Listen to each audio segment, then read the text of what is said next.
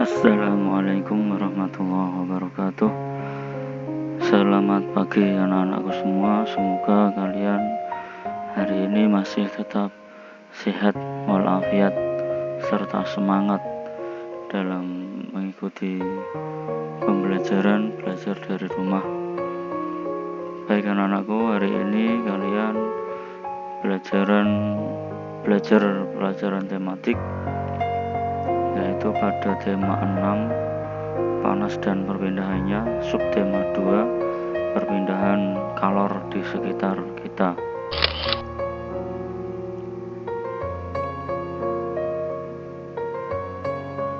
Hello kids, kayak seperti kemarin salam pembukanya. Semoga kalian semua masih tetap sehat dan semangat untuk tetap belajar di rumah.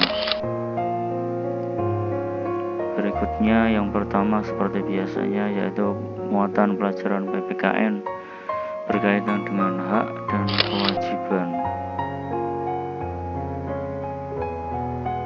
Hak dan kewajiban warga negara Indonesia.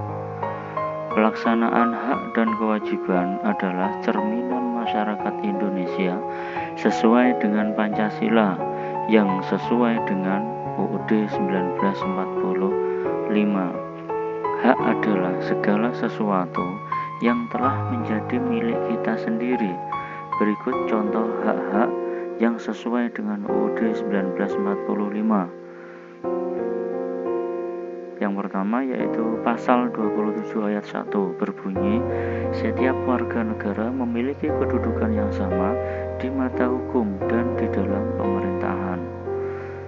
Yang kedua, pasal 27 ayat 2, setiap warga negara berhak atas pekerjaan dan penghidupan yang layak. Yang ketiga, pasal 30 ayat 1, setiap warga negara berhak dalam usaha pembelaan negara. Nah, seperti yang kemarin resume kemarin sudah kalian pelajari mengenai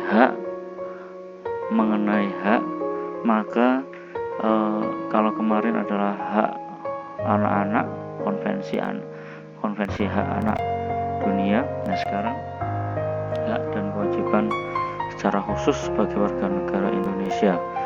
Nah, sekarang kewajiban adalah segala hal yang harus ditaati dan dijalankan dan akan dikenai sanksi jika melanggar. Berikut contoh kewajiban yang sesuai dengan UUD 1945. Yang pertama, pasal 23A, setiap warga negara wajib membayar pajak dan retribusi yang telah ditetapkan oleh pemerintah pusat dan pemerintah daerah. 2. Setiap warga negara wajib turut serta dalam pembangunan untuk membangun bangsa agar berkembang dan maju ke arah yang lebih baik. Berikutnya yaitu muatan pelajaran bahasa Indonesia mengenai kesimpulan teks.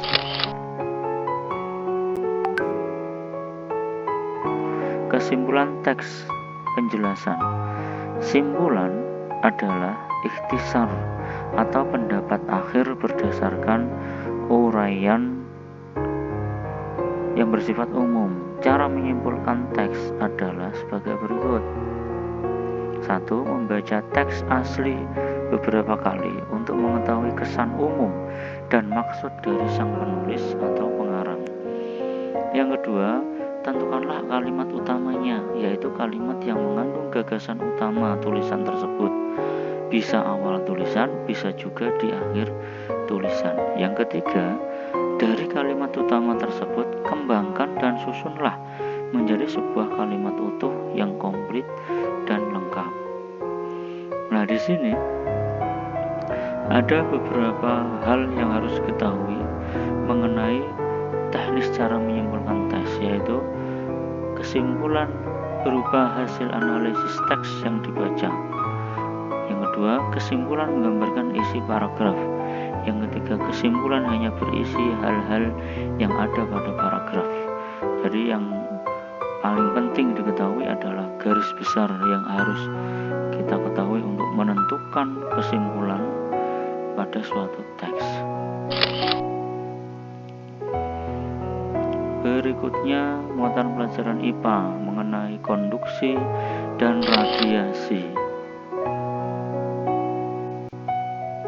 Ini kenapa saya mengambil perbedaan konduksi dan radiasi.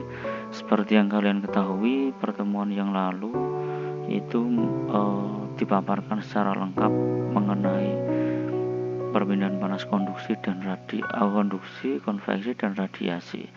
Tetapi untuk kali ini lebih spesifik, yaitu perbedaan dengan dua perpindahan panas, yaitu konduksi dan radiasi, sebab hampir prosesnya, teknis proses dan konsepnya itu hampir mirip. Apa itu konduksi? Konduksi adalah perpindahan panas yang membutuhkan perantara. Nah, di sini ada dua contoh gambar. Contoh yang pertama adalah seduhan kopi ya pada segelas cangkir gelas beserta dengan sendok aluminiumnya. Sendok aluminium di luar gelas akan menjadi panas sebab panas berpindah. Artinya panas ini dari air kopi yang mendidih itu nanti panasnya berpindah sampai pada ujung sendok aluminium.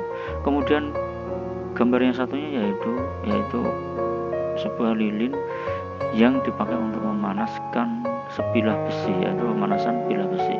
Bilah besi yang sisi ujung dipanaskan, maksudnya sini, akan merambat dan berpindah sampai pada ujung lainnya. Panasnya akan berpindah pada ujung yang lainnya, artinya sampai dengan terasa pada tangan yang memegang. Kemudian radiasi adalah perpindahan panas yang tidak membutuhkan perantara. Nah, pada gambar ini ada seorang bayi beserta ibunya yang sedang mencari terik matahari pagi untuk mendapatkan sinar ultraviolet atau vitamin D. Yaitu penjelasannya, bayi berjemur, panas matahari sampai pada manusia dan segala sesuatu di permukaan bumi tanpa perantara apapun. Jadi panasnya ini langsung merambat ke objeknya, yaitu seluruh yang ada di permukaan bumi termasuk manusia. Kemudian gambar yang kedua yaitu pada api unggun. Panas dari bara api unggun sampai pada tangan dan tubuh manusia tanpa perantara apapun. Nah, ini yang dimaksud dengan perbedaan konduksi dan radiasi. Kalau konduksi intinya adalah melalui perantara media apapun itu, maka kemudian panasnya baru bisa berpindah. Sedangkan radiasi itu tanpa perantara apapun, jadi panas bisa langsung merambat atau berpindah. Baik, berikutnya yaitu muatan pelajaran IPS mengenai kegiatan ekonomi. Kegiatan ekonomi Indonesia. Kegiatan ekonomi adalah segala kegiatan manusia di tempat tinggalnya yang bertujuan untuk memenuhi kebutuhan hidupnya. Nah, di sini yang akan kalian pelajari adalah kegiatan ekonomi yang dilakukan oleh masyarakat Indonesia. Yang pertama jasa, kemudian perikanan, industri, perdagangan, peternakan, dan terakhir pertanian. Yang dimaksud jasa yaitu kegiatan usaha yang memberikan pelayanan terhadap konsumen. Contohnya yaitu guru, dokter, ojek, dan lain sebagainya. Kemudian perikanan yaitu kegiatan usaha yang berbentuk budidaya ikan atau mencari ikan baik di perairan laut maupun perairan darat. Contohnya nelayan. Maksudnya di sini adalah nelayan ikan, petani, tambak, dan lain sebagainya. Nah, nelayan ikan laut biasanya. Kemudian yang ketiga, industri, yaitu kegiatan usaha dalam bentuk produksi bahan baku menjadi bahan jadi. Contohnya industri tempe, tekstil, meubiler. sini diketahui industri tempe itu berasal dari bahan baku kedelai, kemudian dia diubah menjadi bahan jadi berupa tempe dan seterusnya. Tekstil, mebler sama. Kemudian perdagangan, kegiatan usaha penyaluran barang produksi dari produsen ke konsumen, contohnya pasar, toko, warung, supermarket, dan lain sebagainya yang berhubungan dengan jual beli atau perdagangan.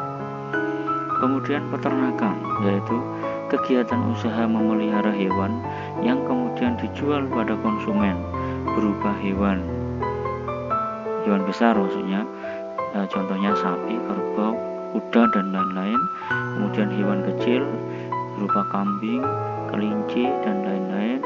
Terakhir unggas berupa ayam, itik, dan lain-lain. Yang terakhir yaitu pertanian, kegiatan usaha masyarakat yang menghasilkan bahan pangan secara alam. Pertanian adalah kegiatan ekonomi paling utama di Indonesia, sehingga disebut negara agraris.